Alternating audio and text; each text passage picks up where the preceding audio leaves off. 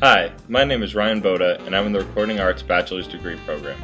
After this, I intend to complete the Entertainment Business program because I believe that's where I can really excel.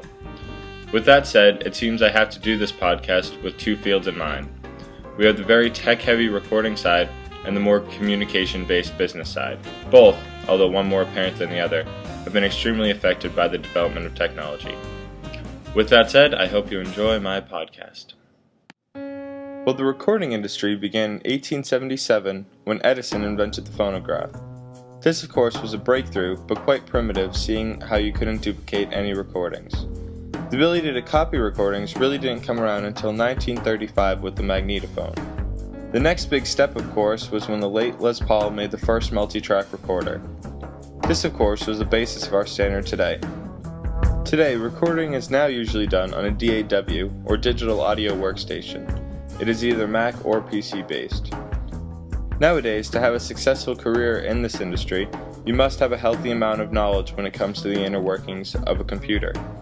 So many problems could be met, and now you are expected to know what they are and how to fix them, whether it be a faulty wiring or a fried hard drive. This, of course, is the reason this class is so important. It is here to teach us as much about the computer as possible. We can use these skills not only for our professional life, but our personal life. Future technologies show promise. For instance, we can now use things such as the iPhone for our own 4-track recorder. To go along with this, there are dozens of programs to be used, whether it be generic programs like GarageBand or industry standards like Pro Tools. With technology becoming so much easier to obtain and being that much more inexpensive, it is that much easier to get one's material out into the world. Now to the business side of things. When dealing with business, the main word, for me at least, is communication. Without proper communication, there could be grave consequences. And since the Romans established the postal service in the 1st century AD, humans have developed more advanced ways of sending a message.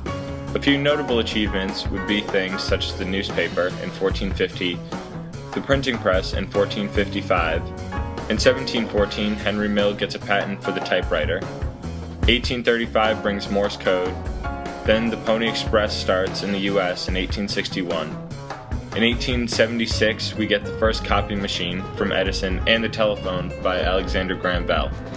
The first half of the 1900s brings us the continental telephone calls, radio, and television. The latter half brings us the internet, fax machines, email, cell phones, and now things such as Skype and iChat.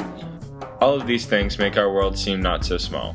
We now have the ability to conference call, video chat with people from China, Italy, Australia, and the US simultaneously. This makes the business world a whole lot easier. We can connect whoever we want at the click of a button. As I've gone over, without these developments in technology, we simply would not be able to accomplish the things we can now. Technology is becoming faster, cheaper, and more accessible, thus bringing the world a bit closer together. Thanks for watching. I'm Ryan Boda.